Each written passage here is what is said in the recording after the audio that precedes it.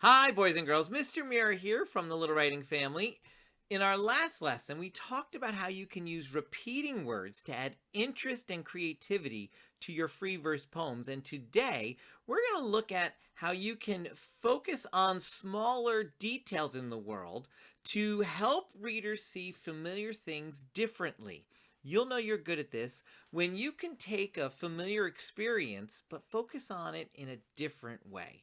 Take a look at three poems I'm going to show you today. These three poems are all about the same topic, baseball, but they're three very different poems because they look at baseball in a different way. Let me show you what I mean. The first one is a little bit more traditional, but I used my five senses a lot in this one. So here it goes. Baseball game. Bright lights. Large, perfect green grass cut in rows. Brown dirt with straight white baselines and bases. Hot dog, pretzel, and popcorn smells all around. Cracking bat sounds. Clap, clap, clap. The crowd cheers to our team to win. Baseball game. Bright lights, large, perfect green grass cut in rows. Brown dirt with straight white baselines and bases. Hot dog, pretzel, and popcorn smells all around. Cracking bat sounds. Clap, clap, clap. The crowd cheers to our team to win. So again, I used a lot of my sensory details. I've got bright lights. I've got this large, perfect green grass. I even told you it was cut in nice, neat rows. That brown, rich brown dirt with those straight white baselines and those white bases. The smells of the hot dogs and the pretzels and the popcorn. The sounds, you always hear that cracking wooden bat sound when you're at a baseball game. And then the cheer of the crowd, clapping and cheering for their team to win. So, I didn't write about the baseball players. I didn't write about the game going on. I mean, a little bit with the cracking bat sounds, but otherwise, I was talking about everything else around me. It was almost like I just sat back and just looked at the world. You could write a poem like that, where instead of writing about whatever that topic is, like pizza, write about what it's like to be just sitting in the pizza shop eating your pizza. The sounds that you hear in the pizza shop, the things that you see, the people that you see, the smells that you smell. Or instead of writing about swimming in the pool, write about just sit back and look at what's happening. The splashing sounds, the kids cheering, the kids going down the slide. There's lots of things that are happening. So kind of stand back and look. That's one way to look at the world a little differently. Kind of stand back a little bit and take in all the senses. Here's another way. Pick something, a small detail. So remember I mentioned pretzels in that last poem? I decided I'm just going to write about the pretzels at the game, right? When you think of baseball, you don't necessarily think about the food. You think about the baseball bats and the gloves and the balls and the players and the uniforms and the field. But food is part of the game too. So I decided I'm going to write about just the pretzels. So I wrote about pretzels at the game. And now I have experience. I've gone to a baseball game. I have gotten a pretzel at a game. So I know what this is like. So I can write a poem about it. So here I wrote, large, brown, and warm. Salty, hard, spicy mustard for dipping in.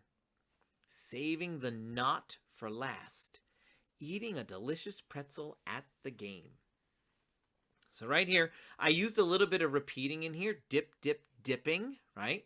I've got a lot of different sensory details here. Large, brown, and warm. Salty, hard, spicy mustard, right? I'm describing what it's like to have one of those large Philadelphia pretzels at a game, although these are the hard version of them. And I decided the way I was going to write it, I'll focus on all these details, but I'm just talking about pretzels. Do I even mention the game? I don't mention that it's a baseball game even. It could have been a football game, soccer game, lots of games, but it is a baseball game here. But I'm so focused on the pretzel that the baseball piece kind of goes in the background. Maybe there's something that you do at a place that you could write about. So maybe you're thinking about writing about a special holiday or birthday. You could write about just the moment where the cake comes out with the candles, or just the moment where a present's unwrapped, or greeting people at the door even, right?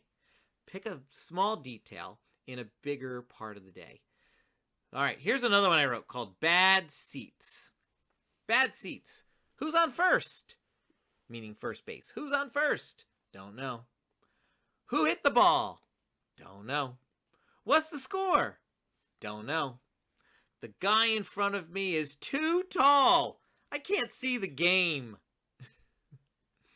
Bad seats. Have you ever been sitting somewhere, maybe it wasn't at a baseball game, but somewhere, and it was really hard to see what was in front of you because the person in front of you was just a little too big? That's what this is about. Yeah, it's about baseball, but it's more about not being able to see the game because the guy in front of me is just too big.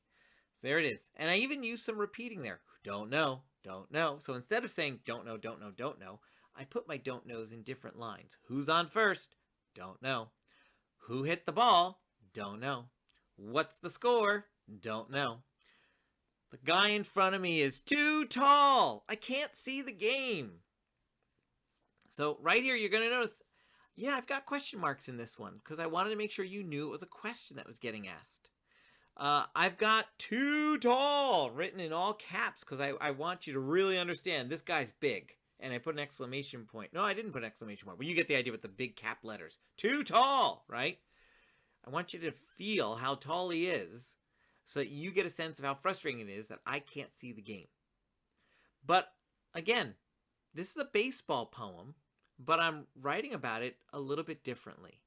So today, what I want you to do is try writing a poem, but find a new way to think about it. Talk with a friend of yours about a topic that's on your list, but try to find a way to look at it a little differently. Could I have written just about the baseball bat or the baseball?